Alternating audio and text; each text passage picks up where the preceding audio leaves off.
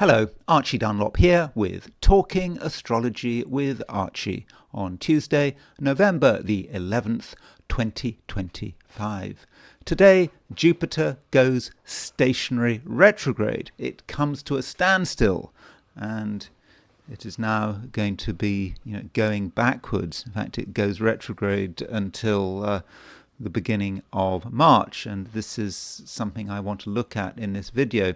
I also want to have another look at Zohran Mamdani, specifically the moment he becomes mayor. In my last video, I had a chart set for noon on January the 1st, 2026. In reality, he becomes mayor effectively at the stroke of midnight, when we move into 26. So there is a chart we can look at for really 2026, January the 1st, midnight 2026, set for New York. Yeah, that is when he does become mayor. And there are some interesting things about that horoscope. And finally, if I have a chance, I want to have another look at Mercury going stationary retrograde, because we got a couple of two stationary retrogrades, one after the other. We had Mercury going stationary retrograde over the weekend, and now we've got Jupiter going stationary retrograde. So the fact that these two events are close together may be quite important. But first of all, let's look at the astrology and the I Ching for today, which is Tuesday, November the 11th, 2025. So here is the chart for today. Don't forget to like and subscribe if appropriate. So as far as what's going on in this chart, the moon is still in Leo. So the moon is at 13 degrees, 13 Leo. So it's going to be in Leo, sort of wherever you are, whatever your time zone. And in Leo, it makes a number of aspects. At the beginning of the day, it's making trines to Mars and Mercury. So we've got a lot of fire now. We've got three traditional planets in fire signs, and with the moon picking up on the trines, maybe that makes things more vibrant, more exciting, and there are things to inspire us, and perhaps it's easier for us to just to understand what's happening on an intuitive level. And intuition is just about being able to make connections, and that is perhaps something that we can do. And also the moon makes a square to Venus, so that moon square Venus, well, it makes a square to Venus at the same time as it's making a trine to Mars.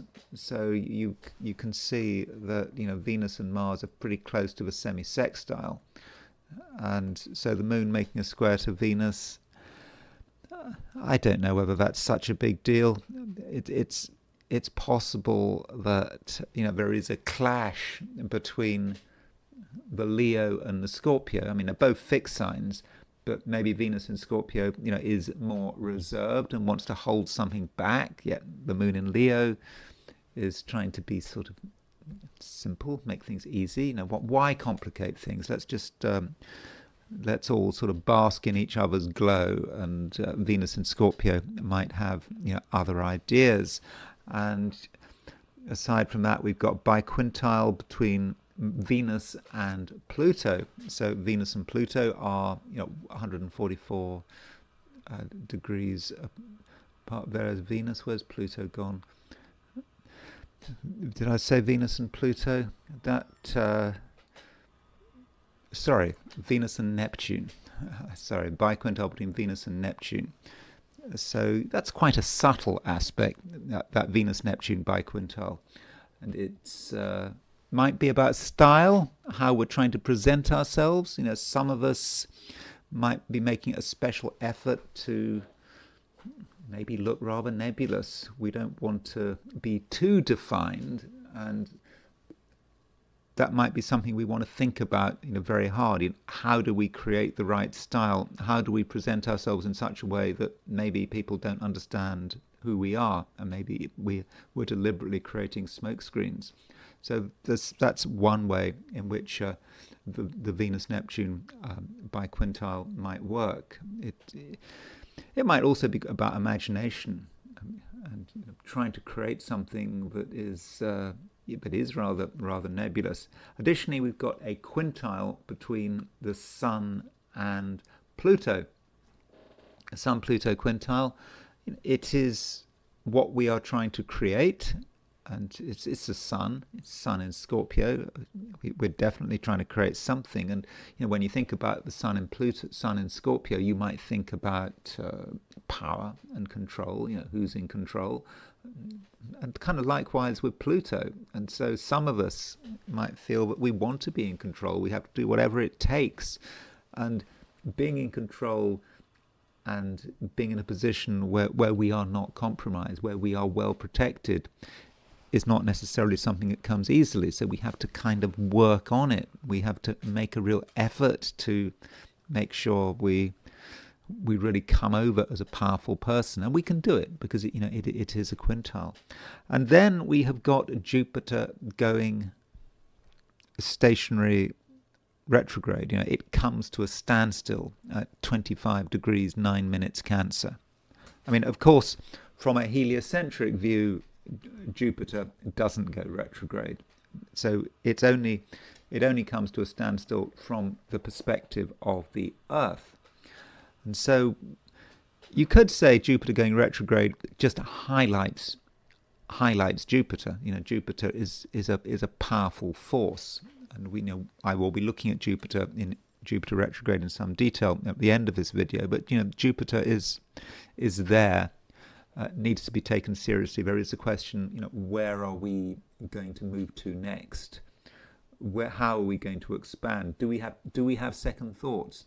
Also, the fact is that Jupiter is very close to Saturn. Jupiter and Saturn are about quarter of a degree apart, and I think that trine to Saturn, when I say close to Saturn, I mean close to a trine to Saturn, and I think that trine to Saturn is very important, and I think it colours the whole experience of Jupiter going retrograde. And I don't think we should necessarily see Jupiter going retrograde as a bad thing. You could argue that Jupiter going retrograde in a way highlights it. And I think that in Vedic astrology, for example, retrogrades are seen in a sort of a more nuanced way. They're not necessarily a bad thing. In some respects, a planet is stronger, when it's retrograde, certainly when it's stationary retrograde, because it is really highlighted. And wherever it is, it just stays there. It stays on a point. It stays in a position where its influence can be felt. But anyway, I'll be looking at Jupiter going stationary retrograde later in the video. And as far as sort of regional variations are concerned, here is a picture for Tuesday set for Sydney, Australia, as a representative of Australasia. You can see that the moon is at 4 degrees Leo. So if you are in Australasia, well, then maybe very early in the morning, the moon will actually be in late Cancer. But maybe you're not going to be up early in the morning. I think for most of the day, the moon is going to be in Leo. And the moon is going to be trine Mercury. It's going to be trine Mars. That trine between Moon, Mercury, and Mars is going to be particularly strong if you're in Australia and New Zealand, stronger than if you're in the US. So perhaps it's going to be a moon in Leo, trine Mercury and Mars kind of day, and that seems exciting, but a lot of stuff to say. Words will come quickly, and it could be angry words. I mean, moon is trine Mars, and so it's perhaps going to be relatively easy to express yourself for better or for worse. And turning to the heliocentric view, here it is, setting the chart for such a position where it is where the sun is at the center of the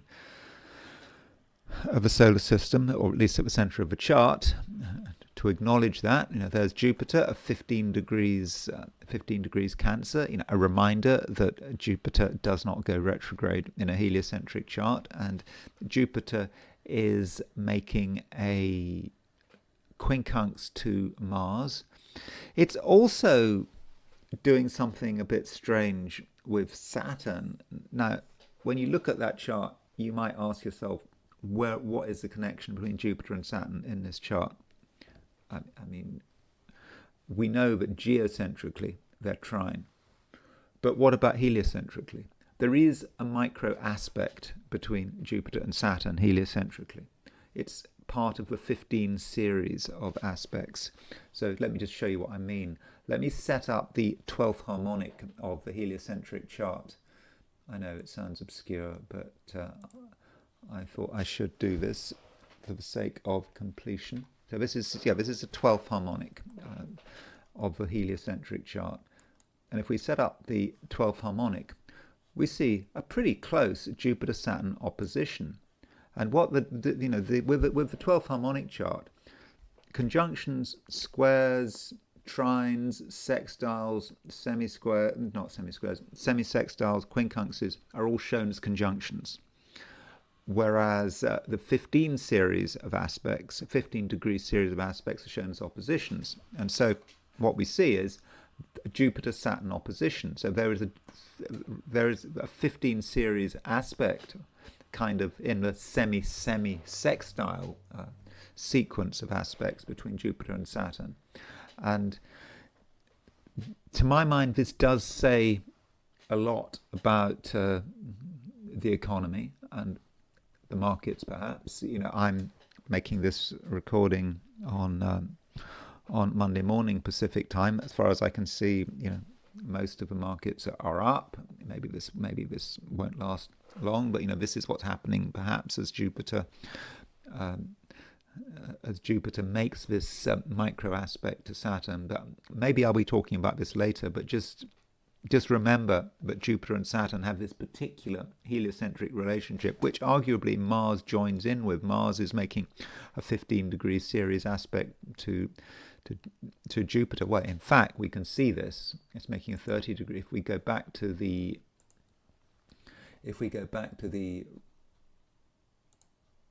regular chart, there's Mars and Jupiter making its quincunx, which is shown as a conjunction in the 12th harmonic, and it's all linked up with Mars, Jupiter, and Saturn, and it is this sort of frantic activity to sort things out. I think we're seeing this certainly in the US in terms of Congress and trying to deal with the government shutdown. It seems on Monday morning that the government shutdown is pretty much over. I mean, I don't know about the details, but some Democrats voted with the Republicans and so forth. And I do think that this is something very Jupiter-Saturn. And yeah, I'll be talking about Jupiter at the end of the video.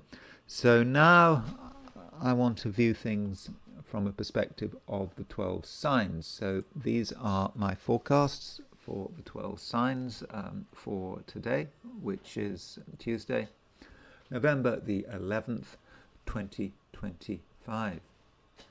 Aries. You're feeling more alive, I would have said. With the moon is in Leo, moon is making a trine to Mercury, making a trine to Mars.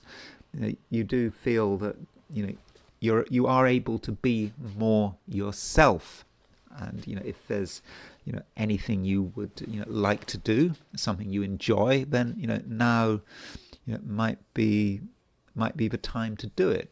And in the process, perhaps you should be selfish.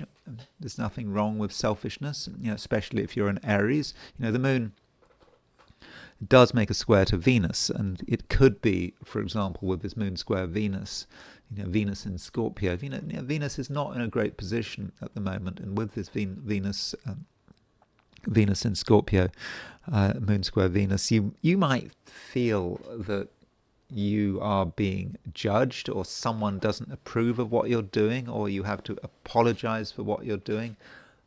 perhaps to one particular person. That Venus in Scorpio may represent another person.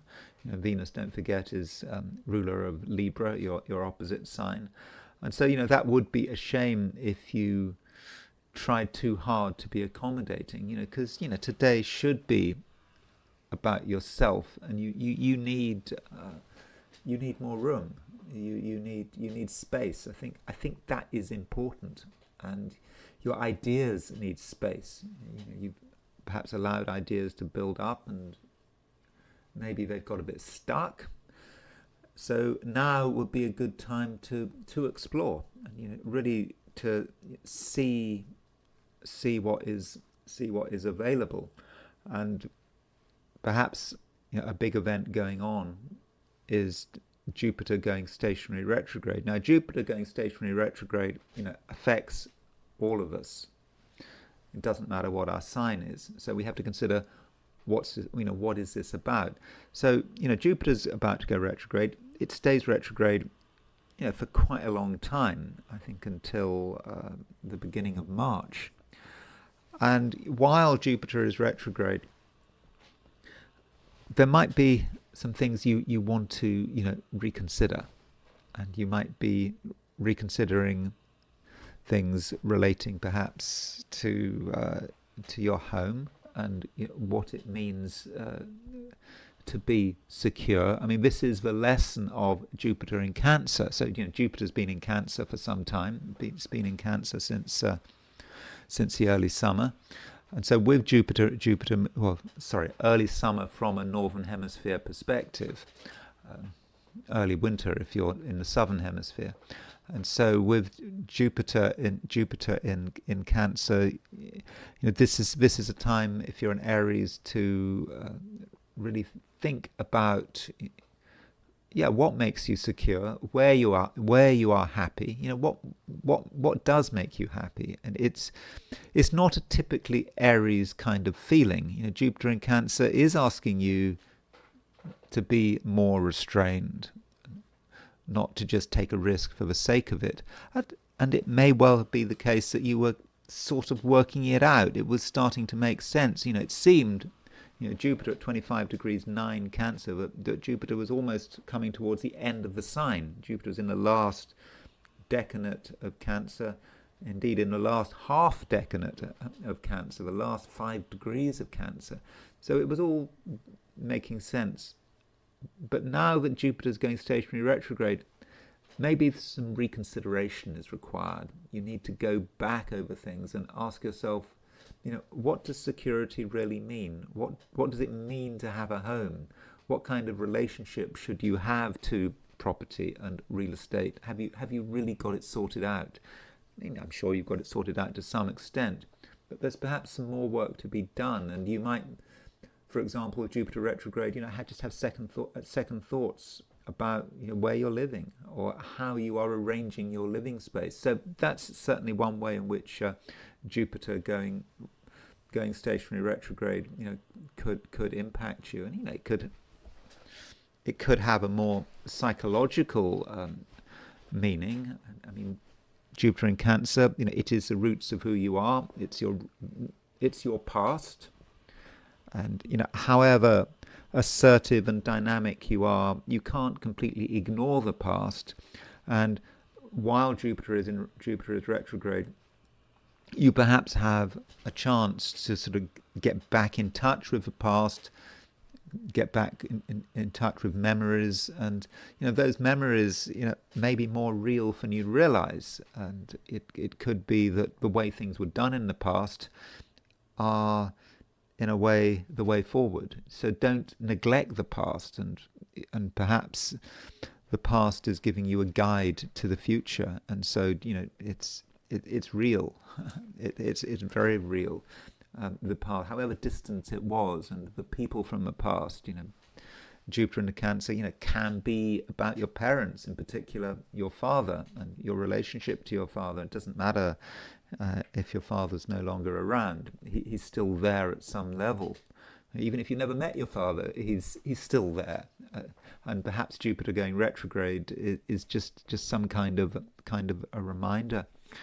And On a different level, perhaps looking more about the specifics of today, it could be that many Arians are able to be quite open-minded, and I don't think that there's much that upsets you, much that you can't deal with. And yeah, you may be prepared to deal with things which could be unpleasant, and even in some respects be able to benefit from them. If other people are afraid of something, they don't want to touch it, and you're prepared to just go in there, then there may be some benefits there. I mean, there could be some risks as well, but your capacity to deal with upset, danger, apparent danger. I'm certainly not advocating that you do anything dangerous, or it just could be about unpleasantness and somehow benefiting from things that are unpleasant. I don't know how that works out, but do consider that as a possibility. Taurus. Still, Taurus, you are feeling that you don't necessarily have to be seen and heard. You've got your own agenda, you've got your own ideas. You may be of the view that you don't necessarily have to share these ideas. That you don't have to make a special effort to do anything, to be anywhere. And if that's the way you feel, I think that is that's okay. There's no problem there. And in your own way, Taurus, you can do some valuable work. And that this valuable work, in its own way, is quite exciting. You're getting close to something. You're being excited by something. And it just might be the case, Taurus, that no one else is involved. No one has to be involved because it's your domain. And we've got moon trine Mars, moon trine Mercury. But Mercury and Mars, they're in Sagittarius. That is quite a low-profile sector of your chart, and so if you want to retreat and enjoy your complicated world, then you can. Although the Moon is trine Mars, and so Mars can be representative of another person, and so it's possible that if you have the right approach, that certain relationships can develop in new and interesting ways, but in a way also that is quite private. If you're closely involved with someone, you don't really want to advertise the fact. Now, the Moon does also make a square to Venus, particularly at the beginning of the day, and then that Moon-Venus square, I think you kind of had it yesterday to an extent. So this Moon square Venus. It may just be that at times you could be too private, especially if you're dealing with another person. Someone who needs to be noticed. And if you don't notice them, if you refuse to notice them, then they might get upset. So give people a degree of consideration, and don't get too stuck. I mean, that can be a problem with any relationship. If you are stuck with your way of doing things, your way of understanding things, and there's nothing being compromised, nothing being shared, because you don't want to reveal things, or maybe the other person is also stuck. I mean, that's not really very helpful. I mean, I do think it's not necessary though, because of that moon trine Mars. In fact, the Moon squares Venus at the same time as it trines Mars, and so at some stage in the day there could be a choice. You can either deal with someone in an open and free-flowing way, or you can just dig your heels in, refuse to compromise, and which is the best approach. I think it's best, to be sort of open and free flowing, as far as you can. And aside from that, we have a biquintile between Venus and Neptune, and I think that the biquintile between Venus and Neptune kind of emphasizes the point I've just been making. I think that many Taurians are not going to want to reveal the truth. There are things going to want to keep to yourself, or at least keep to people you really trust. And Venus biquintile Neptune can be about what you are trying to create. And some Taurians may want to create a particular image or impression which may be a million miles from the truth. So you want to pretend you're one person, and actually you're someone else, deep down. And if you want to play those kind of games, I think you can. And in certain cases, it may be the right thing to do. One thinks it's bad to hide, to pretend to be someone else, to have a disguise. But today, with that Venus biquintile Neptune, it might be the right thing to do, or at least to make yourself just ever so slightly different, ever so slightly ethereal, if that's the right word. And that Venus biquintile Neptune can also be a spiritual aspect. Neptune is involved here, and if you feel that things are too mundane, too down to earth, then Taurus, you can create a bit of mystery, and I think you can do it quite successfully. And we can't avoid talking about Jupiter going stationary retrograde. I'm not saying it's super relevant for you, but with Jupiter going retrograde, you perhaps need to think again about certain things. Perhaps you've had thoughts over the summer. Now, the Jupiter in Cancer might be about transport. I don't know whether that's relevant. So for example, let's say you've been planning on buying a new car, and you feel that you're ready to buy a new car. Jupiter going retrograde, maybe you should think again. Maybe you should wait until the beginning of March, when Jupiter goes direct. In fact, Jupiter does not return to the place it is now, 25 Cancer, until the beginning of June of next year. So if you are planning on doing anything or buying anything related to transport, perhaps you should think again. I don't know, are you planning on buying a boat, or just making some change relating to transport? It's not necessarily the right thing to do, and you might have second thoughts.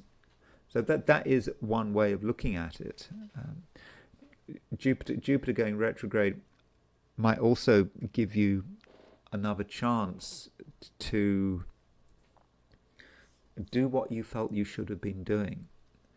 With Jupiter moving through Cancer, this was a great time for Taurians, for example, to educate themselves, to become better read. Maybe there's a book you've been planning to read, and you didn't get it together, or maybe you started it. So if you started a book over the last few months, now that Jupiter's retrograde, maybe there's a chance to go back over it. Maybe it's a huge book, something really, really massive, and it was just too much for you.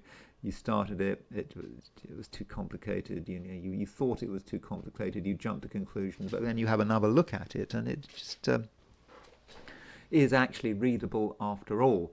And if you are in the middle of reading a book while Jupiter is retrograde, and you're feeling good about this book, then there's a danger of Jupiter going retrograde, but you suddenly stop reading. So if you're in any process of reading or trying to understand something, then be tough with yourself over the next few weeks. Sometimes books do take weeks to read, or months to read, or years.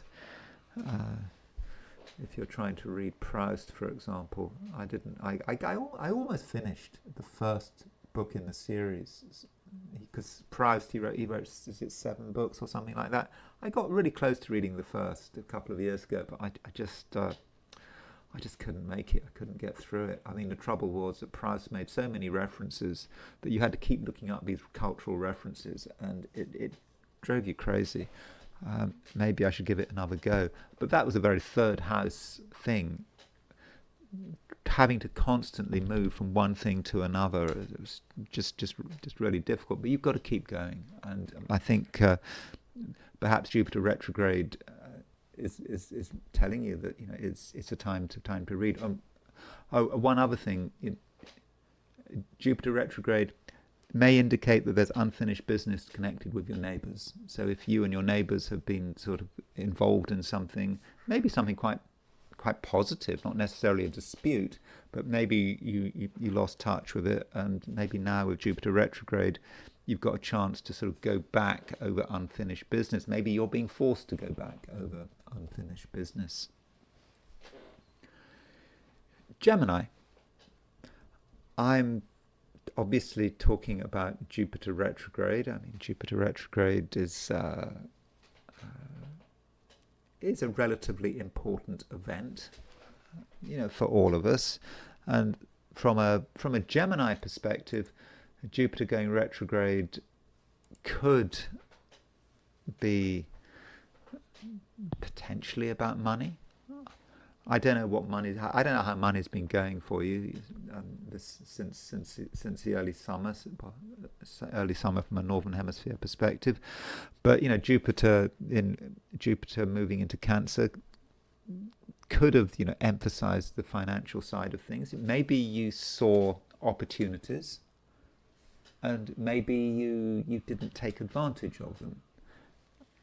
And now Jupiter is at 25 degrees 9 Cancer. It's getting ready, or at least it appears to be getting ready to move into Leo.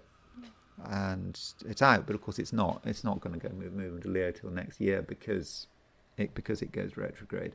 And so Jupiter retrograde does give you an opportunity, as I'm trying to look at Jupiter retrograde in a positive way, to just have another look at some of the ways you were thinking about dealing with money, and just making sure that you haven't missed any opportunities. Or maybe something is working financially and it just needs to be fine-tuned. You haven't got it all sorted out. And the thing about Jupiter going retrograde is that it is very close to a trine of Saturn. And this trine to Saturn is important for you. Saturn has gone back into Pisces, and so Saturn in Pisces for Geminis can be a very career-orientated placement. And so with Jupiter trine Saturn, Gemini, this could be a big opportunity to get yourself together. Maybe you've just been missing one opportunity after another to really project yourself, and you have another chance. So you should be thankful that Jupiter is going retrograde. And in a way, Jupiter trine Saturn it's quite a cosmic trine. It relates to the collective. It relates to the universe. Jupiter and Saturn are the rulers of time, and you have a chance, Gemini, to align yourself to whatever's happening. And it's a natural process, maybe. Sometimes Geminis, when thinking about alignment, try to use their brains. They try to use their logic. You try to work out, how to align yourself with the cosmos. I mean, that is a kind of an absurd thing to try to do. I'm speaking as a Gemini. Maybe I'm projecting. You try to work it out, but you're not going to work it out logically. It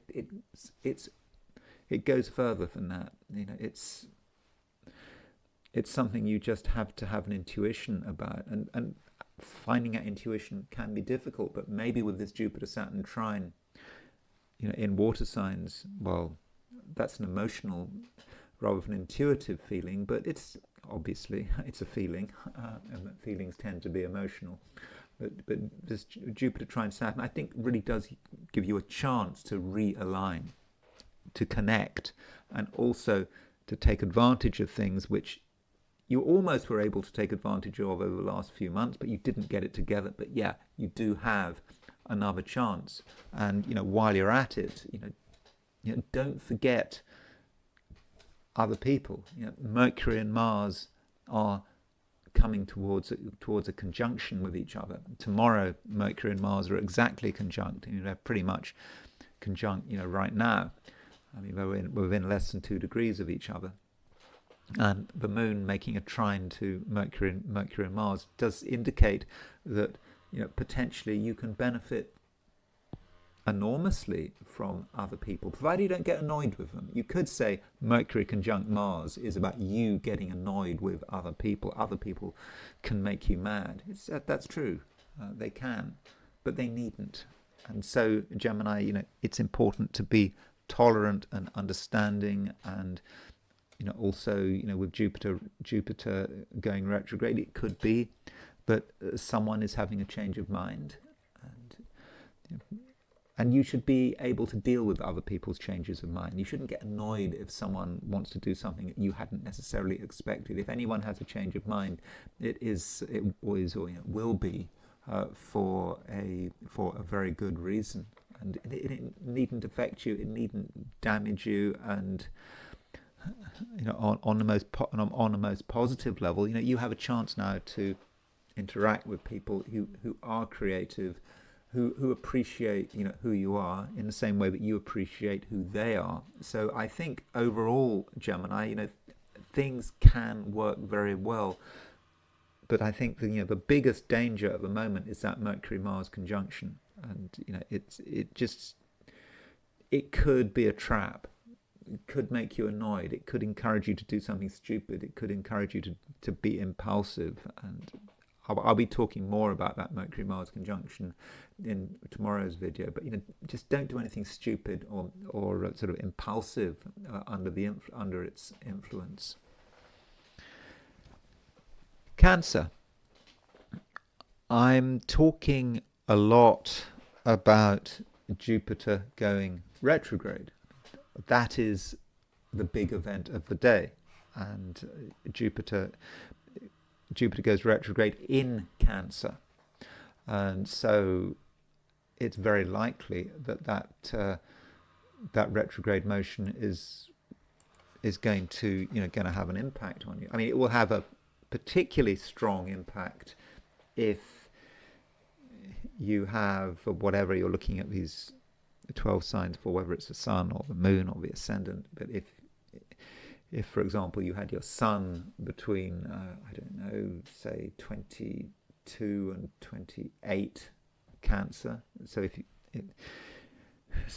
you were born say between 22 and 28 Cancer, that would be say 14th, 15th, 22 and 20, between the 14th and the 20th of July. So if you were born sort of mid-late July, then I think that you would really feel Jupiter going retrograde, Jupiter going stationary retrograde. Or if your ascendant was, for example, in the last decanate of Cancer, or maybe your moon in the last decanate of Cancer, however you're looking at these 12 signs. But Jupiter going retrograde is going to affect you regardless of whereabouts in Cancer the key point is.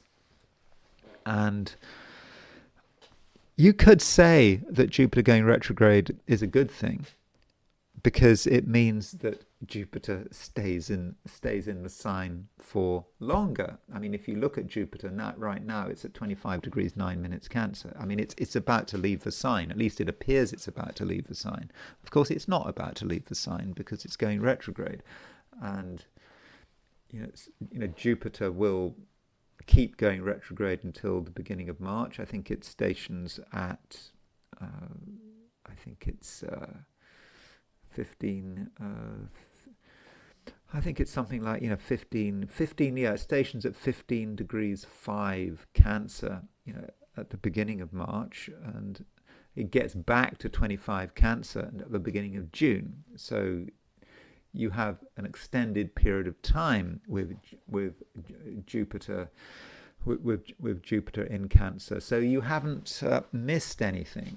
You have further opportunities. You have an opportunity to really make the most of this, really very fortunate placement. And it may be with Jupiter going retrograde, but you've gone over things very, very quickly. You've seen lots of things. You've seen lots of opportunities, and it's all sort of flashed past you. But now that Jupiter's coming to a standstill, you have a chance to also come to a standstill, to stop. And when I say standstill, I don't mean this in a negative way. I think it's a good thing to just stop. And, remember also that Jupiter, in some respects, is your ruler. I mean, I know your moon is your ruling planet, but Jupiter is exalted in Cancer. So, in a way, Jupiter does have a strong relationship with you. And so with Jupiter going stationary, you're thinking about yourself. The film is slowing down, and because things are slowing down, you're starting to see the world in a clearer way. You can perhaps see, what opportunities might be available for you. And if you think back, you might realize that you had chances, over the last few months, and you didn't take advantage of them, and now you can. And so I think that, Jupiter going retrograde is a really good thing, even though short term it might feel that you were really close to something and then it didn't come together. But I think it is for the best. And Jupiter does go retrograde close to a trine of Saturn. So Jupiter trine Saturn may be about about discipline and structure. Perhaps you being able to structure what's been going on around you, perhaps because things are slowing down. So that's good for things to slow down.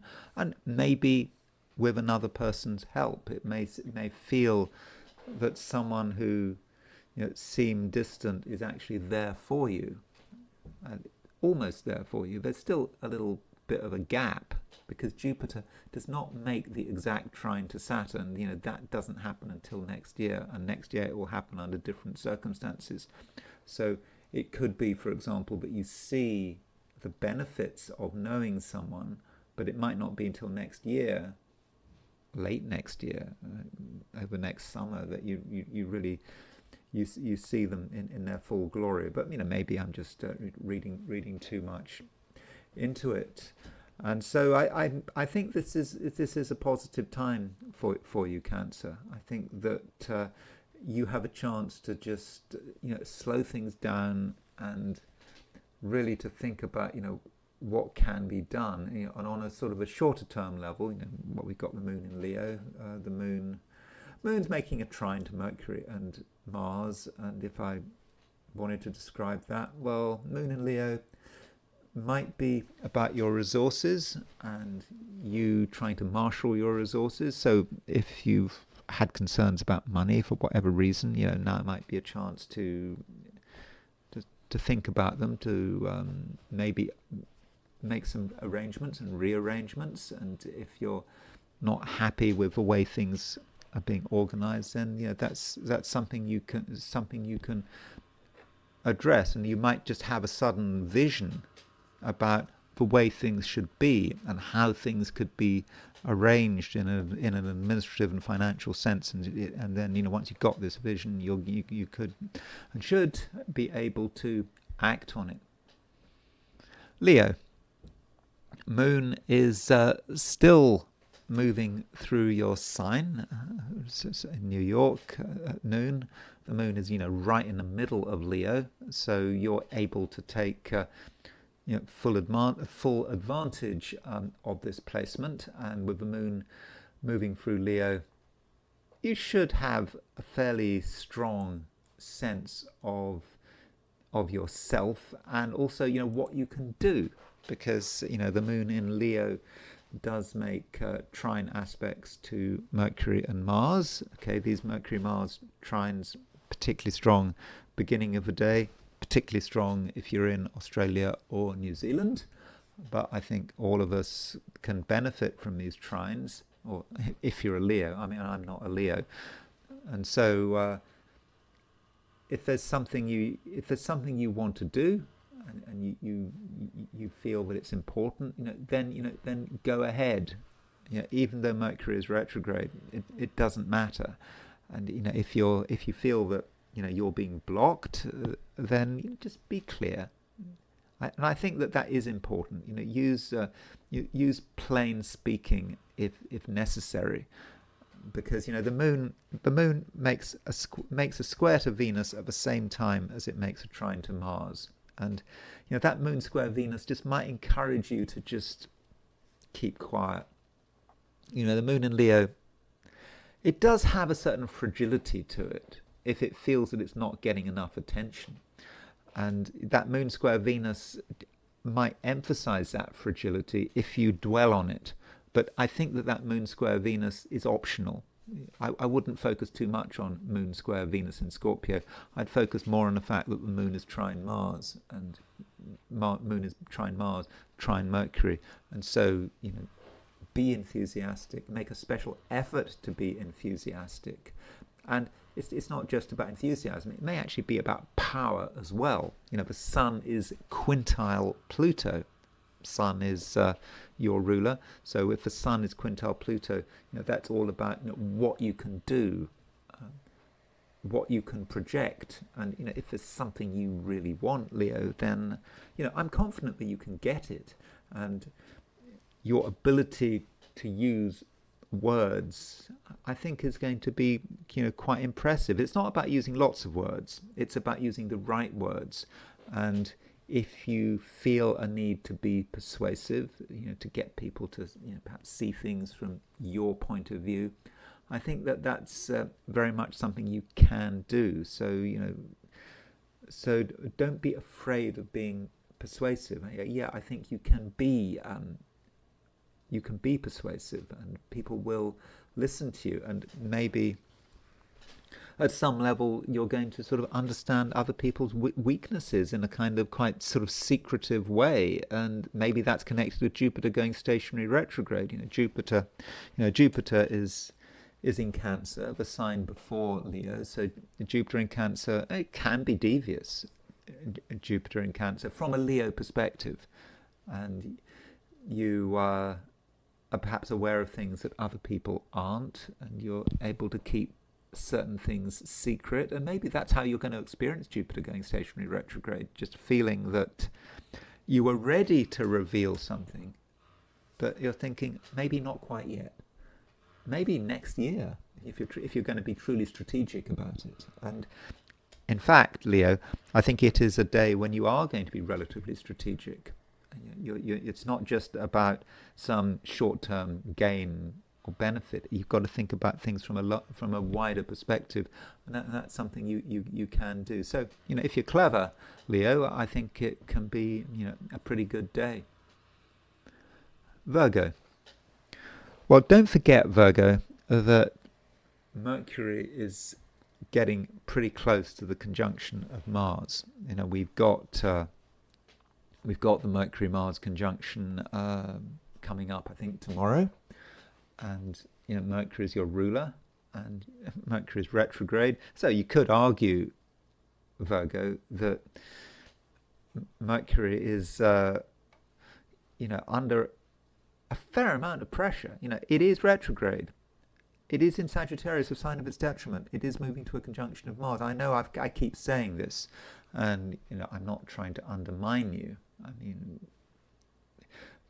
there's no reason why it should be a problem, but I'm just saying, it could be a problem. And with Mercury conjunct Mars, you just have to be careful what you do, careful what you say. Don't necessarily assume that you have got everything sorted out, that you know all the answers, because in some respects you don't.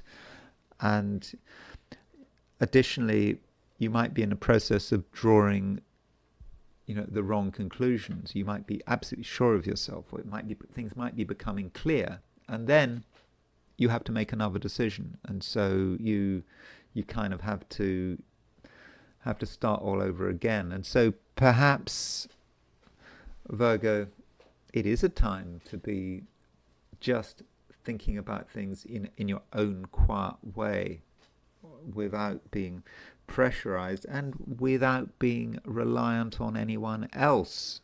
And one thing going on today, Virgo, is Jupiter going stationary retrograde. And Jupiter is the ruler of Pisces, and Pisces is your opposite sign. So it is possible that Jupiter is a representative of the other, of another person. And so with Jupiter going retrograde, that may indicate that someone else is in the process of changing their mind. You thought that things were becoming clearer. You thought that someone was ready, for example, to make a commitment. They might say they're ready to make a commitment, but maybe they're not. And with Jupiter going stationary retrograde, you've got to give people a chance to change their mind. Not just now. Jupiter is going retrograde until the beginning of March. So now Jupiter is at 25 Cancer, and it goes back to 15 degrees 5 Cancer. So it goes back 10 degrees between now and the beginning of March, and that just indicates that it can take a long time for people to work out what's happening and to make decisions. So don't be too impatient. Again, not just now, but over the next few months. And it sometimes takes people a long time, and people might have promised things, and might all be clear, but maybe not. And when you're thinking about relationships, the classic way of looking at relationships from a 12 sign perspective is to say, well, Virgo, in your case, Virgo is you, so we'll take Mercury as representing you. Pisces represents the other person, because Pisces is opposition Virgo. So Mercury and Jupiter are the two planets to be looking at. Now, these two planets, Mercury and Jupiter, are both going stationary retrograde. Mercury went retrograde on Sunday. Jupiter went retrograde today. So Mercury and Jupiter are changing direction at the same time. And this might say something important about relationships. It could be that you and another person are changing your mind at the same time. Now, you might blame the other person for being the one who is not being reliable, who is disappointing you, but it perhaps works both ways. And so maybe you and another person are reaching the same conclusion at the same time.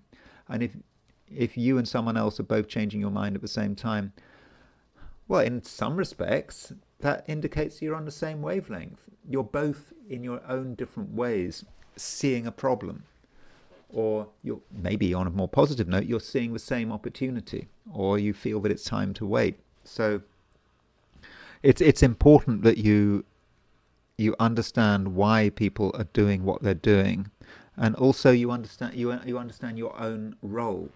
You do have a role, and there are certain things that you have your doubts about, particularly now with Mercury retrograde. And just because you've got doubts doesn't mean to say there's a problem, and there's no point in getting annoyed about it. Yeah, again, Mercury conjunct Mars could indicate some kind of irritation.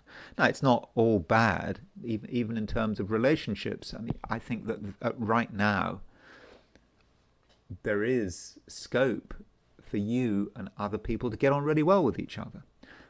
But the question is, on what basis do you get on very well with other people? And perhaps the basis on which you get on with them is just a shared interest. Where is the unity? Where is the union? And the unity is about having a talent, an ability, something you want to talk about, whatever it is that you are really into, really interested in, really good at. Find someone else to discuss it with, someone who is at an equivalent level. And that's what you need. You need common ground, and you can find common ground with all sorts of people, and that is the key to unity. A shared interest. Libra. Jupiter is going retrograde, and I think that this retrograde is important for you, Libra, because Jupiter is in Cancer, and Cancer is a sign that matters for the average Libran. Cancer is a high profile sign. It's at the top of your chart. The sign Cancer, represents your ambitions, perhaps your career, your concepts of status, the way you want to sort of develop your ego forward. So Jupiter in Cancer, been in Cancer since the early summer. It's a fortunate placement, and now it's going retrograde.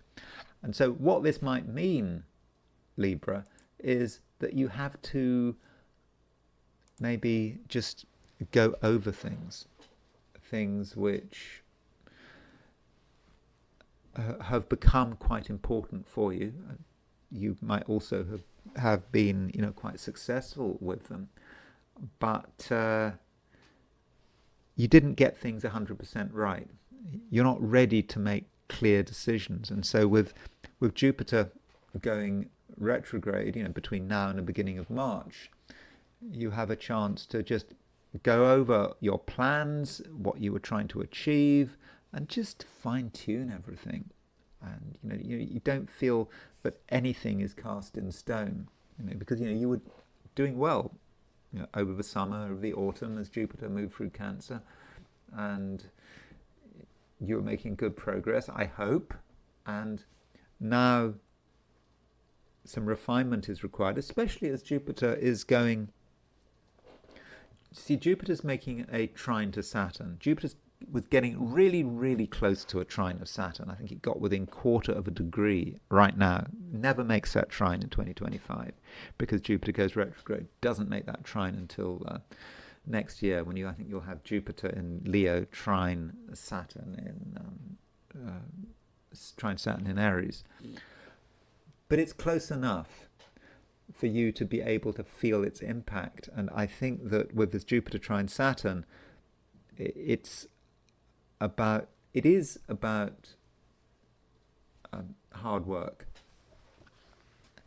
It's about making sure that everything really is in order. So it's great to have ambitions, to have ideas about what you would like to do.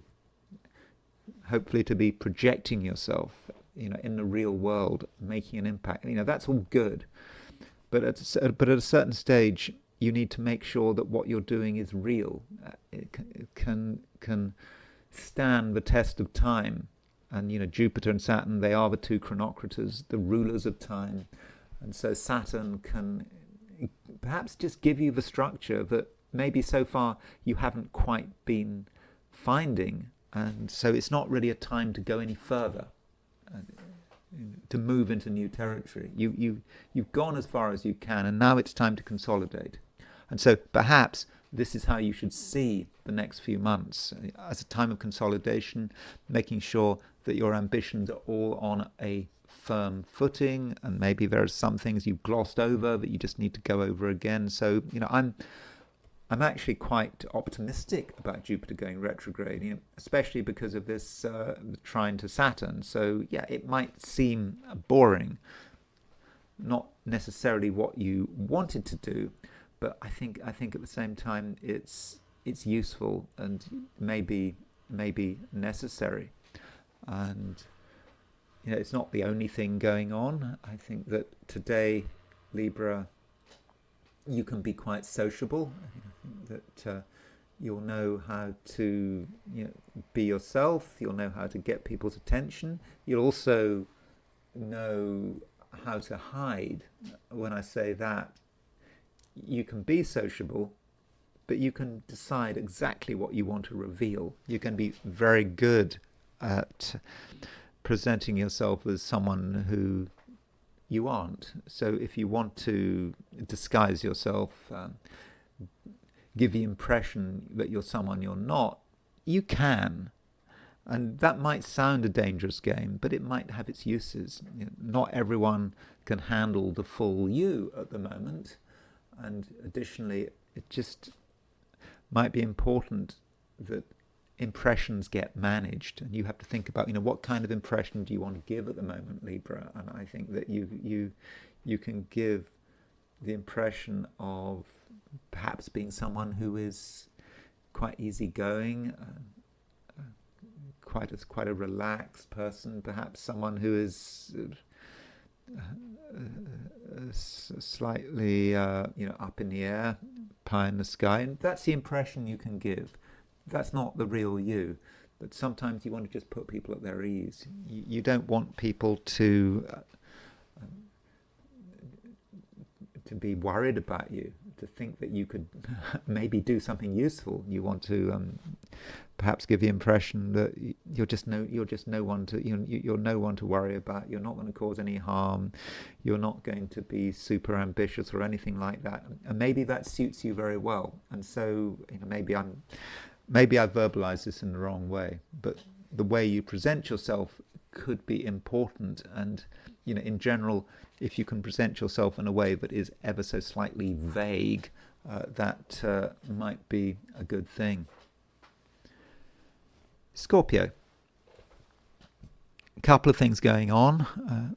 Mercury is getting really close to Mars, of course, something I've been going on about. And with Mercury getting so close to Mars, it might feel that there are certainly things that need to be said, things you would like to say, if you had the chance. The question is it the right time? That's something to think about today and tomorrow. Of course, tomorrow the conjunction becomes exact, and it could be, Scorpio, that there are things you might want to say that just shouldn't be said. And I'd be particularly careful when it comes to money. There might be this realization on your part that money needs to be discussed, that you need to draw someone's attention to some financial issue. But would that really be the right thing to do? Maybe if money is discussed right now, it could cause more trouble than it's worth. So do think about that. But maybe, Scorpio, now is the time. Maybe you need to risk an argument. If something important is at stake. So I'll leave the choice to you. Of course, the choice is always yours. And aside from that, I think overall, Scorpio, you are quite ambitious at the moment. There are things you want to do. You do at some level want attention, and Scorpio as a sign is not known for being attention seeking. That's not normally how we see the sign, but attention may matter, and you want to be taken seriously. I think that is important to you right now, and I think that you can be taken seriously, and you certainly know how to communicate, as I've already said. You know how to express your views. But the question is, do you need to be open about your feelings in order to be taken seriously? Maybe it's just enough to just be yourself. And if you are yourself, then you get the attention you are looking for. And what may make you, even more spectacular today is what you're able to deal with. Now, Scorpio as a sign is often connected with the mysteries of life and death, that Scorpios are able to contemplate things that other people just can't, and that may be the strength of some Scorpios, and I think that this strength may be particularly strong at the moment. You can deal with things which are unpleasant, no one else wants to touch. People want to pretend they don't exist, but you're quite aware of that they exist, and you are prepared to confront things that just other people can't deal with. And that makes you stand out. And your ability to be on the surface quite brave, and I'm certainly not advocating that you do anything stupid, foolhardy, or that puts you in danger, but it's a bravery about being able to confront things that just other people shy away from. It could put you in good stead, and what you're really demonstrating, is the power of the exceptional Scorpio, and maybe today you can be an exceptional Scorpio. And then there is Jupiter going stationary retrograde. I've got to mention it. I mean, it is the most important event of the day. And with Jupiter going stationary retrograde, this isn't just a one-day wonder. I mean, Jupiter is coming to a standstill right now. It will go retrograde until the beginning of March. It's at 25 Cancer now. It goes retrograde, all the way back to 15 Cancer. And, this retrograde motion, it might have felt, Scorpio, that you were just ready for something. You were getting ready for something. You felt it was close. You were ready to move things up to the next level, perhaps as far as, in terms of career, or something you were trying to do in a fairly public way. You were almost there. But Jupiter retrograde could give you second thoughts. And it might be now that you have to go over your fundamental ideas. You thought you'd sorted things out. You thought you had a broad philosophical framework. It was all there. But Jupiter going retrograde, maybe you're thinking again. Maybe you're thinking again about what you believe in. And with Jupiter in Cancer, beliefs are important from a Scorpio view. I mean, Jupiter is a planet about beliefs. And so maybe, between now and March, you have to go over some of the things that you hold most precious. There could be ideas about religion or spirituality or politics. And, you open your eyes, you feel, you are part of the collective, like it or not. You are, as others change their mind, so do you change your mind. I mean, that's what it means to be a human being. Of course, I'm not detracting at all from your own individuality. And so, over the next few months, think about things again, and maybe by March you'll realize that things have changed and that you have changed, and that what you thought was true not so long ago, now you may have serious doubts. But it's all for the good. Sagittarius. There is quite a lot going on. For one thing, we have got Jupiter going stationary retrograde, and Jupiter is, of course, your ruler. So regardless of what sign Jupiter is in, the very fact that your ruler is coming to a standstill, may say something about you. It could be that you felt you were moving in a particular direction. Things were moving, things were happening, and perhaps you were making up your mind about something. And now that Jupiter's stationary retrograde, you have pause for thought. You're not quite so sure. And it might then be a good idea for you to reconsider. And it's not just about today. I mean, Jupiter is going retrograde until the beginning of March. So, over the next few months, there may be things for you to work through. You haven't understood things quite as well as you would have liked to. And, with Jupiter moving through Cancer, there's still maybe some emotional work to do. I mean, Cancer is an emotional sign. I mean, Jupiter works very well in Cancer. I must emphasize that. I mean, this period of Jupiter in Cancer for you, I think, is really good. It allows you to really understand things in a new way, but you haven't you haven't necessarily understood everything that you could have understood. And so you know, don't feel that everything is clear. And if things aren't clear, then that's a sign that you do need perhaps to go further. And so that is a way of looking at it from an emotional perspective.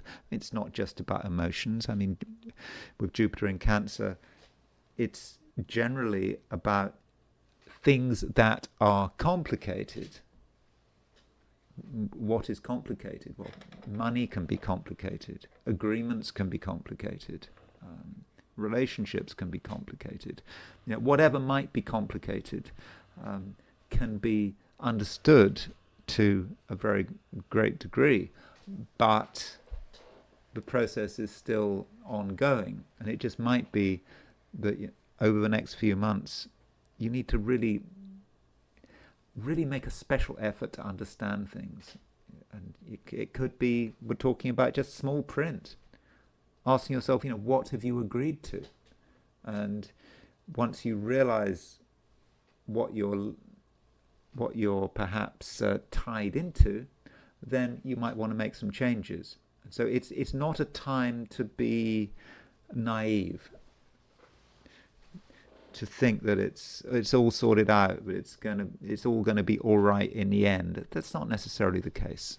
And the sooner you get down to asking questions, reading things, feeling things as well, the better. And I must emphasize, it is positive.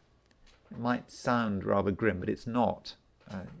If you do what's expected of you, if you're able to deal with a challenge, you can make things just so much simpler, and it will really put you on the right footing. And aside from that, well, we do have today a conjunction between, tomorrow we've got the conjunction between Mercury and Mars. And this Mercury-Mars conjunction takes place in Sagittarius, in your sign. And this may say something about how you present yourself. You are someone who at the moment probably does want to be heard, and you have a lot to say, especially as the moon is in Leo as well. So the moon is in Leo, it's making a trine to Mercury and Mars. So that really does, help sort of stir things up.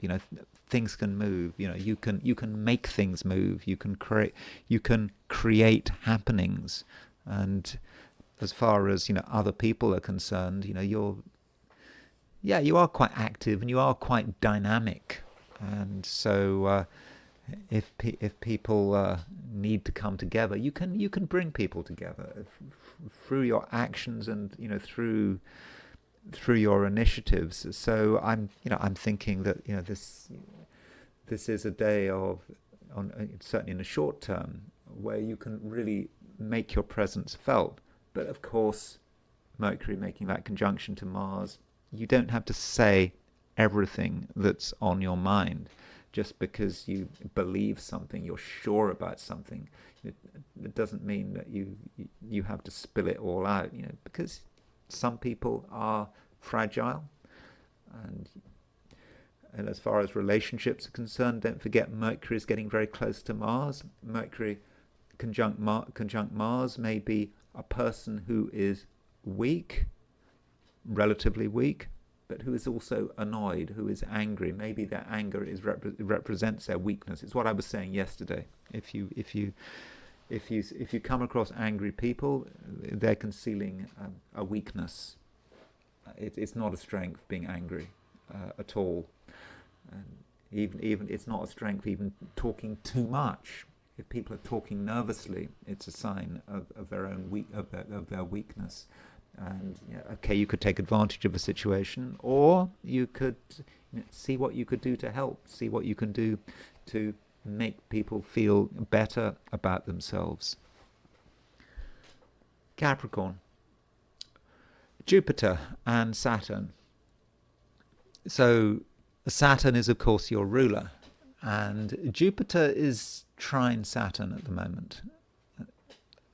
this trine between Jupiter and Saturn doesn't become exact until next year, but it gets really close. And so, what we've got right now is we have got, Jupiter coming to a standstill at 25-24 Pisces.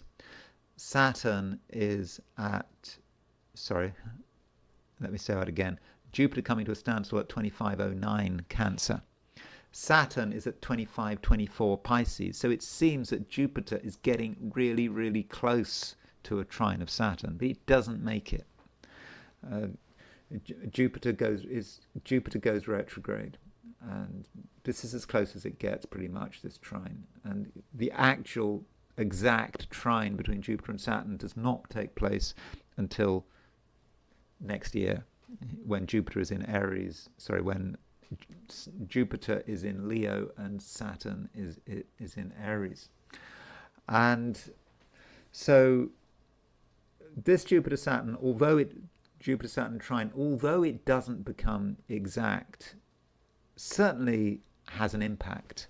And Jupiter is a fortunate planet. It's in Cancer, and it's about you gaining, benefiting, perhaps from another person. Now, this gain or benefit might not be 100%. It might still feel that something has to be seen through. It's like someone is almost there. They're almost able to give you what you're looking for, but just not quite.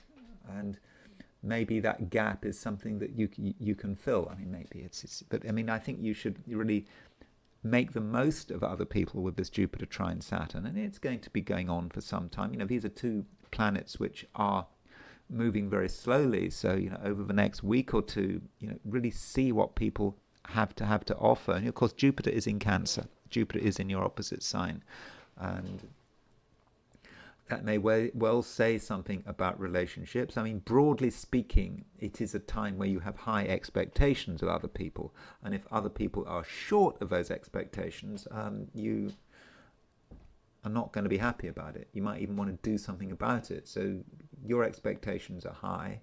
And I suppose the question would be, to what extent can you get everything you're looking for? You can't get everything. And that's the nature of Jupiter and Jupiter going retrograde. But maybe it's good enough for the moment. And additionally, you don't have to feel, Capricorn, that it's all down to you. Sometimes Capricorns do feel that it's all down to them. That's how they feel. You've got to do this, you've got to do that. Other people are just not up to it. People who should be up to it are just show themselves to be completely useless. And it can be depressing, being a Capricorn, because other people don't, aren't up to it. And they make claims, they make promises, but it doesn't work out. But right now with Jupiter in Cancer, you have a right to be demanding, and if you're prepared to be demanding, particularly demanding, maybe people will listen. Don't give up on people. I'm not saying you have to shout, but I think you can make it clear, what your expectations really are. And I think that there is, a good chance, that they will listen. And it's possible, Capricorn, that your advantage might be psychological. Maybe you can present your grievances in such a way that other people really do take you seriously. Maybe because they're afraid. Maybe they're afraid that you might disappear.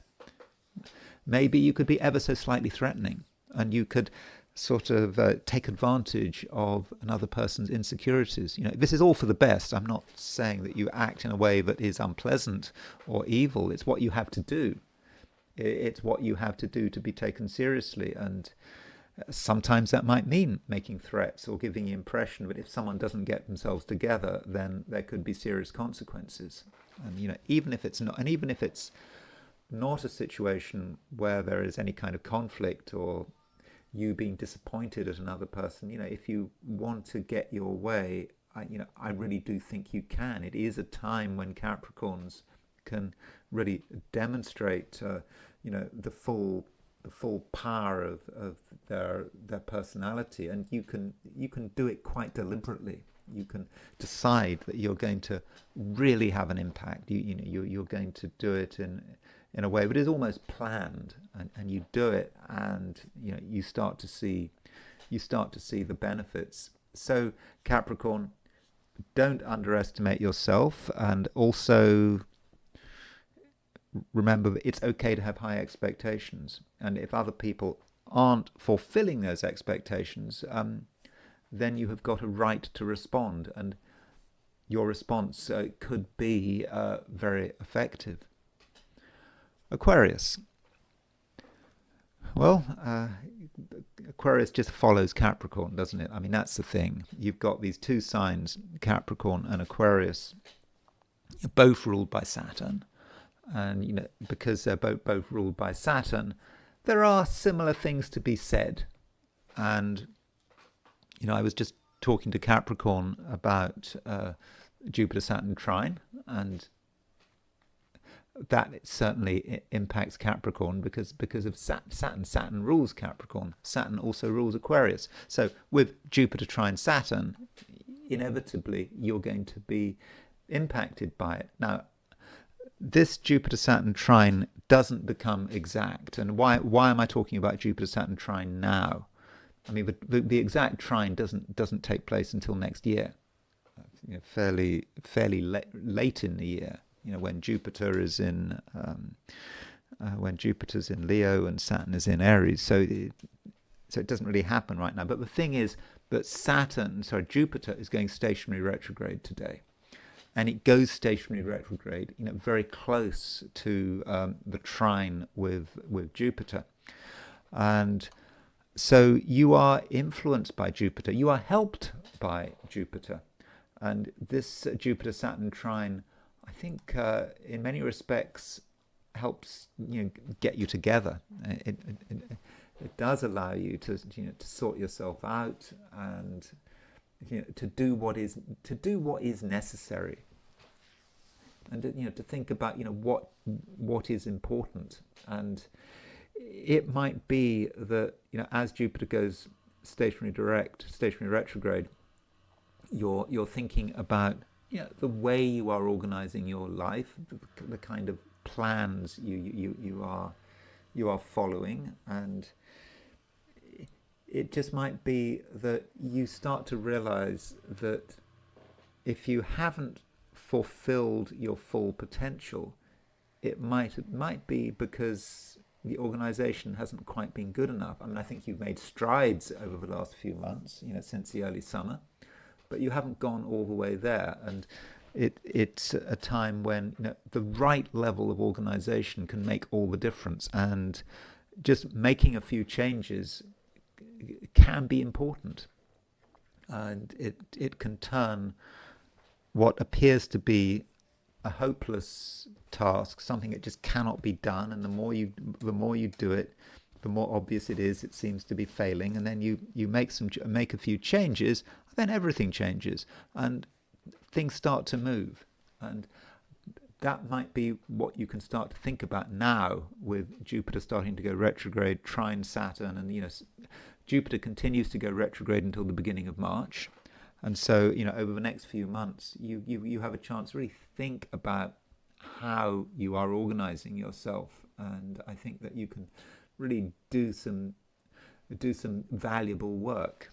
And so that's the broad picture. As far as the specifics are concerned, the moon is still in Leo, and moon is in Leo. Moon is in your opposite sign. The moon is making trine to Mars, trine to Mercury. It's also making a square to Venus. I mean, I think that if you want to be with people, if you want to enjoy people's company, you can. I also think, by the way, Aquarius, that if you want to have a powerful influence on others, you certainly can. There's just something about you that is quite dramatic. And if you if you make it clear that you want something to happen in a particular way, and you refuse to compromise, then I think in the end, you will get your way. Now, the moon does also make a square to Venus, and I talked about the moon square Venus yesterday, and quite how important this moon square Venus is depends on your time zone. But still, you've got moon in Leo square Venus, square Venus in Scorpio. So that moon square Venus does mean that you should not underestimate people. And I said this yesterday, I think, that you don't have to do things on your own. Some people are there for you, if you give them a chance. And there are people out there who have very clear opinions, but they're not afraid of expressing these opinions. And if you hear a different view, then you should listen to that view. While it's true that you can ignore what you're being told, you can even through brute force get someone to change their mind, but that's not a good idea. Listen to what's being said, listen to an alternative view, and if someone is really sure of themselves, don't take that as an insult, and try to understand why they're sure of themselves. And on your part, if you can be flexible, I do think that would be a good idea. Pisces, I am talking a great deal about Jupiter going stationary retrograde, and of course that matters to you, Pisces, because Jupiter is your ruler. So if your ruler is retrograde, I mean, that matters, and Jupiter's going to be retrograde until the beginning of March. And so while Jupiter is retrograde, you perhaps have a chance to reconsider what what is important to you. What are you all about? I mean, Jupiter's in a great position at the moment in Cancer. It's in a water sign. It's in a sign that has a natural affinity with Pisces, and not just because it's ruler of Pisces. And you're perhaps starting to understand what you're good at and what you enjoy, and it's, I hope, feeling good. But there's still work to be done. You have a sense of your individuality, but you can take this sense of individuality, even further.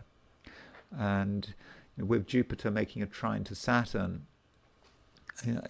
it is a chance to really make real something which seemed to be theoretical. What is theoretical? Theoretical, you might theoretically enjoy something, but do you have any practical expression? Yeah, you can have practical expression. And what you don't want is to have a situation where while Jupiter is in Cancer, things are great. You do things that you're good at. Then Jupiter moves out of Cancer, and just things change. You want to hold on to things forever. Well, not necessarily ever, but for a long period of time. If something works, you want it to keep on working. And this can all happen with this Jupiter trine Saturn, and it is the beginning of this period of Jupiter going retrograde, where you just need to go back over who you are, and what you can do, and and indeed sort of reconnect with people from the past who maybe were an important part of your creative self-expression.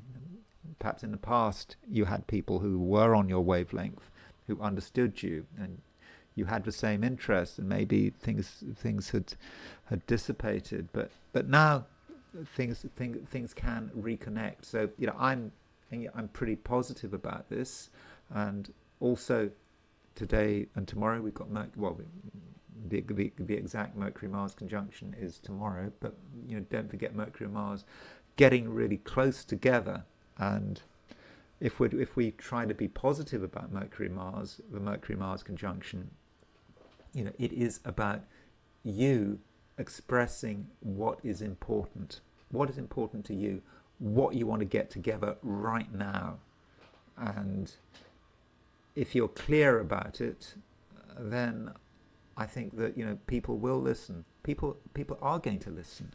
People are going to take you seriously, and you have a natural ability at the moment to be assertive in a social situation, even if you don't feel like it. If you suggest that things are done in a particular way, if you I don't know, barge in.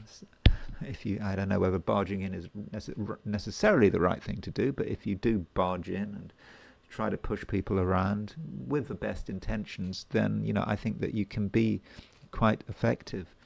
And those are my forecasts for the 12 signs. And so it is now time to turn to the I Ching. So I asked the question, what is Tuesday going to be like for those watching the I Ching section of this video? And the first hexagram I got was hexagram number 17, which is following. So this hexagram, does have a social dimension. It is about, who is following who. Who can we trust? Who are the people around us? And you could say that this hexagram is somewhat dependent on our situation. If we are completely isolated, does this concept of following still mean anything? I think it does. It does give us the idea, whatever our situation is, that we are looking for something. That's what following is. We don't necessarily have to be following a real person. We can be following something. I suppose we can be following an idea. We can be following something that is important to us. So the question is, what is it that we are following? Or perhaps, we are being followed. I don't mean being followed in a negative way. We're being followed perhaps because we are being admired, or some idea is following us. And so as far as the specifics of this hexagram are concerned, we have two moving lines. And the moving lines, fourth line moves and the fifth line moves. And so with the fourth line moving,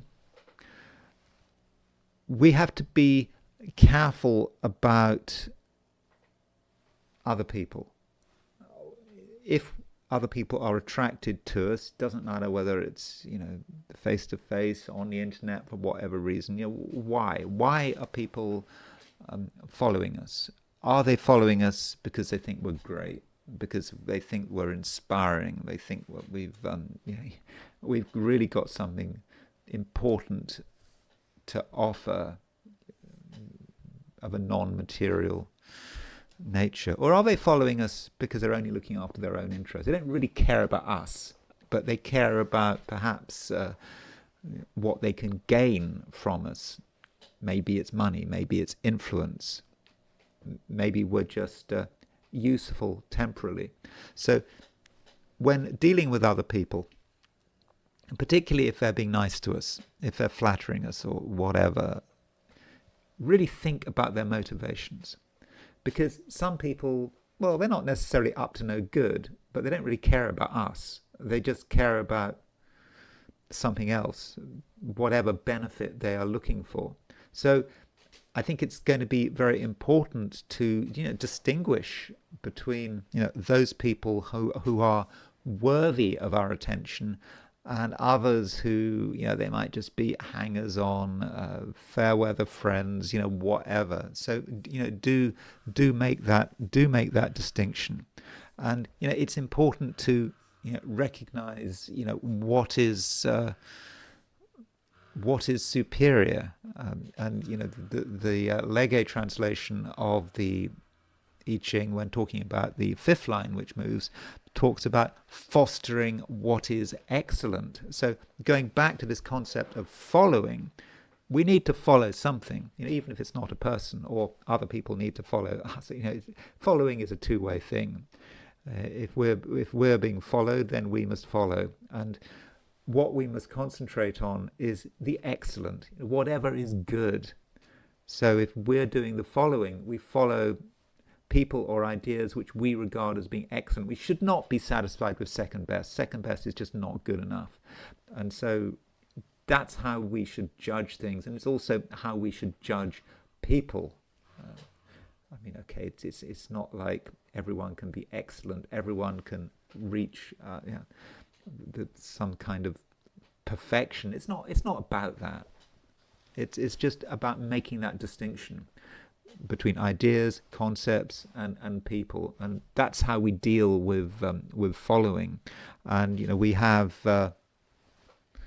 because we have two moving lines, that means we move to a second hexagram, and the hexagram we move to is hexagram number 24, which is return. And this hexagram return does mean that we go so far, but we can only go so far, and at some stage we make a decision to return. And given that the previous hexagram was following, maybe it's about following something, following an idea, something we find interesting. We follow it up to a point, but we realize maybe we can't follow it any longer. Not because anything bad is going to happen. We just realize we've seen enough. We may return from a routine. We may go back to it at a later stage, but for the moment, things need to return to normal. And that's another point about return. Perhaps there has been a disruption, and maybe with return, things do go back to normal. And don't forget, Jupiter's going stationary direct, so stationary retrograde. So in a way, Jupiter, it's not quite returning, but it's kind of returning. It's returning to degrees it used to occupy. And so there is this idea with Jupiter going stationary retrograde that we're having to go back over old ground. And I think that this I Ching concept of 24 is return. So maybe it's not a time, at least today, for be thinking about things which are new, covering new ground. We should maybe going back over old ground and perhaps realizing we've gone as far as we can. And certainly Jupiter has gone as far as it can. Jupiter gets to 25 degrees 9 minutes Cancer. That's as far as it goes. It goes stationary, it returns, and it returns all the way back to 15 degrees 5 Cancer at the beginning of March. So that might be a way of looking at the I Ching, but it's just reflecting. It is reflecting what the astrology is telling us. So at a certain stage today, it may be a time to think, well, we've gone far enough. And now I want to turn to the astrology, and talking about return. One chart I wanted to return to before I talk about Jupiter going stationary retrograde is the chart when Zohran Mamdani becomes mayor of New York. Because in my last video I had a noon chart, and a noon chart, as was pointed out to me, he does not become mayor at noon. He becomes mayor at midnight. So let's just have a look at the chart when he becomes mayor. So here it is. January the 1st, 2026, New York, noon, midnight. So, this is the beginning of the year. And, always at midnight, always the sun will be on the IC at New York. I mean, by definition. And the sun will be at 10 degrees Capricorn at New York. So that's just going to be a feature of mayors of New York. Sun in Capricorn on the IC, and also approximately 9 degrees Libra rising. And so that point of 10 degrees Capricorn is busy. We have got the sun Mars and Venus at Capricorn, Sun-Mars conjunction. That Mars in Capricorn is interesting. I mean, it's interesting for a number of reasons which go beyond Mamdani's election. And yeah, the problem with Mars at 12 degrees, 51 degrees Capricorn is it is opposition United States' Sun. I mean, the Sun's Cancer. Sun has got it. The United States has its Sun at 13 degrees 19 Cancer. So Mars opposition Sun, Mars opposition United States' Sun talks about conflict, talks about difficulty, and so sure, it's telling us that Mamdani's time as mayor could well be in conflict with a lot of what the United States fundamentally is. And certainly you could say that the Sun is representative of the US president. I'm not sure I'd entirely say that, but so that's one thing. And yeah, you've got Sun-Mars conjunction, you've got Venus-Sun-Mars, you've got this Venus-Mars conjunction as well. You know, Venus-Mars, you know, Zohran Mamdani, he's charismatic, he's young.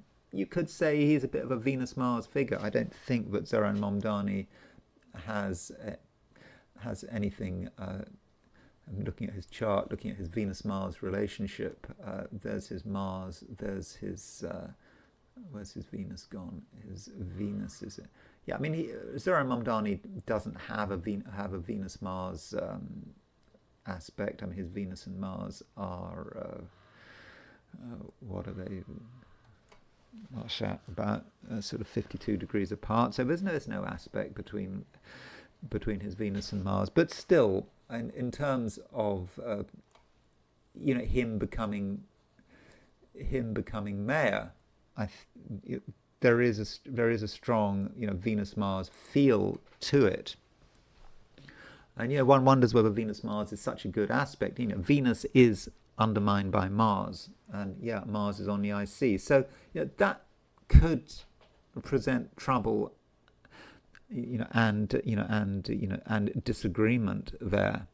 But you can certainly see you've got a charismatic new mayor, and what I found really interesting, you know, was, you know, the link between Mamdani becoming mayor and the chart of New York's. So here is a chart of New York, when, you know, I think when all the boroughs came together, and so this chart happened at midnight on January the 1st. So we have this same 9 degrees Libra rising. So that always happens, and Jupiter was rising at midnight on January the 1st, 1898. So whenever there is a new mayor, and well, unless he kind of resigns halfway through, but whenever you get the new mayor on midnight January the 1st, it always links with the New York chart. So this perhaps is why the mayor of New York is such an important figure. And so this Jupiter comes up. So there's always a special link between New York and its mayors. And so if we compare New York's chart, you know, in the middle with the chart of Mamdani himself becoming mayor, the thing that stands out goes back to that Mars. I already said that Mars on the IC at the time of him becoming mayor could be important, but Mars on the IC is not just on the IC at the time that Mamdani becomes mayor. It's Mars is also on the IC of New York. So that really does indicate that it is problematic. I mean, I think that there is no doubt about it, and that Mars in Capricorn, you know, becomes additionally important when we look at Mamdani's horoscope, because Mamdani in his horoscope he has a North Node conjunct Neptune. So Mars is on his North Node conjunct Neptune. So how do you see that? Well, you know, Mars Mars in Capricorn, it's exalted in Capricorn. It's on his north node. So for him, in terms of his own destiny, it is the right thing for him to be doing. This is his moment. Mars on his north node, Mars on his Neptune. He is showing north node on a Neptune. For Mamdani, north node in Capricorn conjunct Neptune is perhaps about someone who has an idea, who has a dream, a very wild idea. It's still an idea because Neptune's in Capricorn that suits him and suits his interests. I mean, that's the problem with Neptune in Capricorn, but that's his generation. That's what the universe wanted. But the Mars hits it, and of course, Mamdani's Neptune and his North Node are opposition the United States' Sun in Cancer. So you could say that there is something about Mamdani that is kind of at odds with what the United States represents. Now, that is not saying anything against Mamdani. Maybe the United States needs to have someone at odds with what it represents. Another thing, by the way, about Mamdani's chart that I didn't mention yesterday is he has a Venus-Jupiter conjunction in Virgo. I did mention the fact that he had a Venus-Jupiter conjunction in Virgo, but we shouldn't forget that the United States also has a Venus-Jupiter conjunction, not in Virgo, in Cancer. And so with his Venus-Jupiter in Virgo, he is reflecting what the United States represents, but not in a Cancerian way, but in a Virgo way. He's perhaps analysing it. He's perhaps breaking it down into its constituent parts. And, with that Venus-Jupiter in Cancer, such an important part of the American horoscope, maybe the luck of America. America is a successful country, but that Venus-Jupiter Cancer, it can be a bit clannish. It can be about thinking about for example, private property owner rights. What this is mine, this is yours. I need to say more about it at a later stage, but he's reflecting something about America, but in a different way. And so now I want to switch to Jupiter and Jupiter going retrograde. So here is the chart of Jupiter going retrograde. Jupiter goes retrograde today, November the 11th, 2025 at 4:42 p.m. And, the question is it a good thing or is it a bad thing? You might say Jupiter going retrograde, well, it just emphasizes Jupiter, that point, certainly the point it goes retrograde at 2509 Cancer, it really is highlighted. And with Jupiter in Cancer, what is Jupiter in Cancer about? I mean, you could say that Cancer represents the nation, the group, the clan, and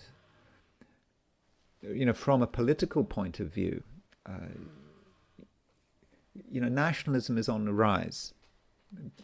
You could say that Jupiter in Cancer is to some extent, anti-globalist, because Cancer is fundamentally, this is my country, this is my land, and this is anything in there, that's me. Anything out there is not me. I mean, that's a way you could look. But you could look at Jupiter in Cancer, and that's where people want to grow. That's where people want to feel comfortable. And you certainly see this tension in Europe, and it's not just in Britain. With the rise of reform and people being concerned about their country supposedly being threatened by immigration. You see it in Europe as well. All over Europe. And maybe this is a reflection of Jupiter in Cancer. People discovering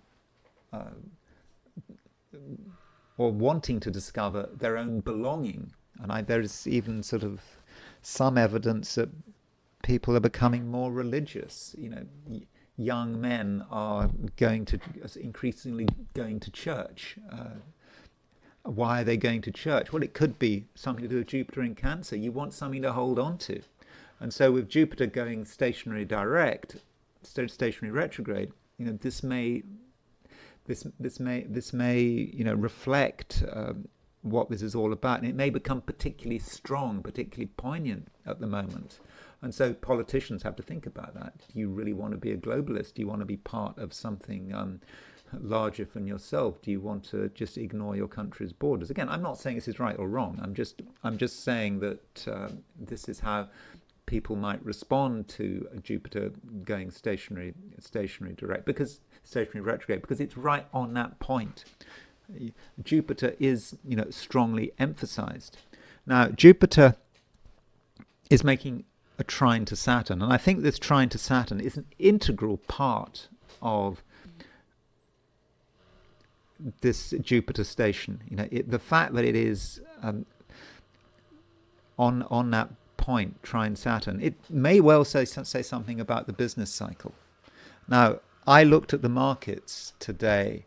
Well, I'm making this video on Monday, and all the markets were up because there's been some deal about the government shutdown, and maybe that's connected with the fact that Jupiter is trine Saturn.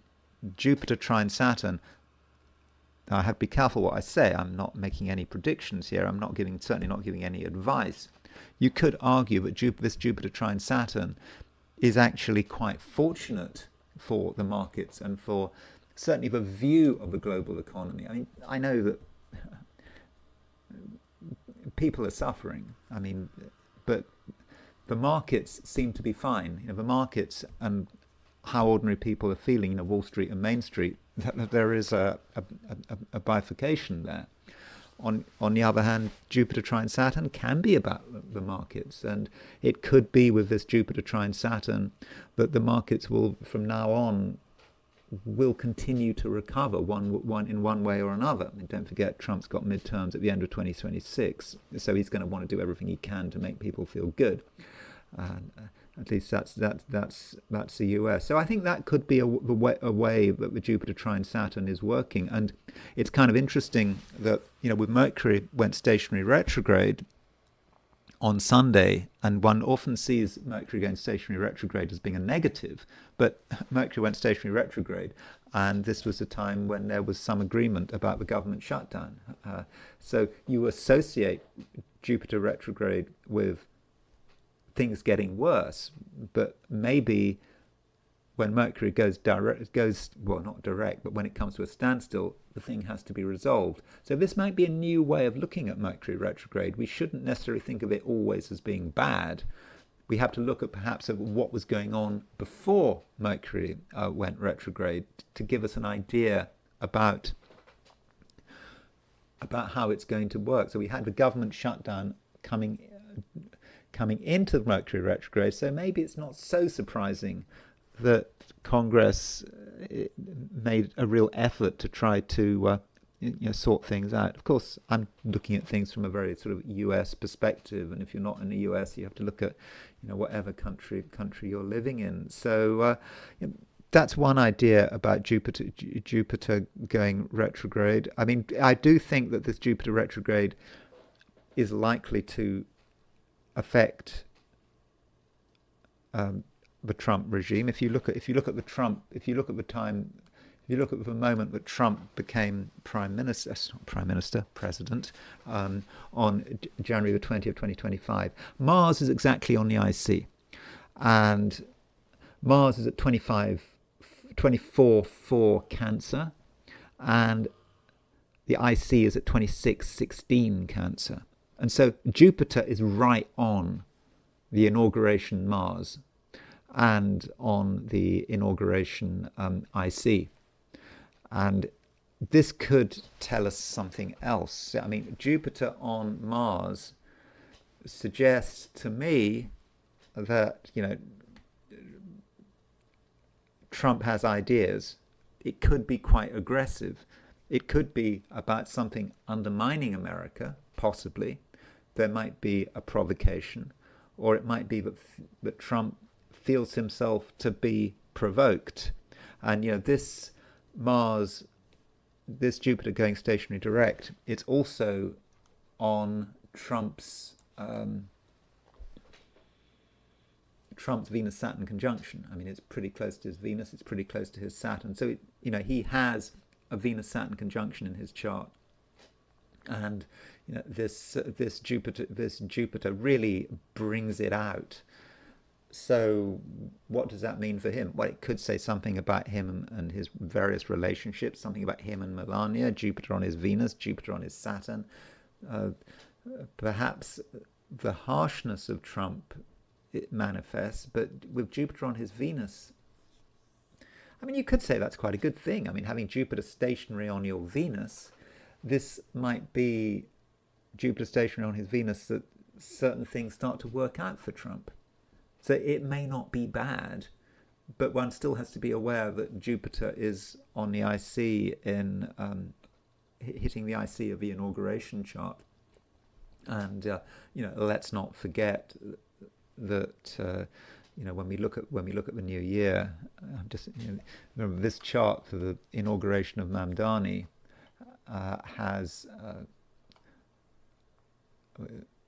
is also the new year for America, for everyone. It's the beginning of the year for the whole world. You take the calendar new year, and January the 1st, 2026, Mars, at the stroke of midnight, Mars is around 12 degrees 51 Capricorn. It is opposition United States' sun. So that might be something that we know we need to be aware of. But with Jupiter going stationary retrograde, it's just so interesting that Jupiter goes stationary retrograde right at the same time as Mercury goes stationary retrograde. So these planets, Jupiter and Mercury, are really coming together.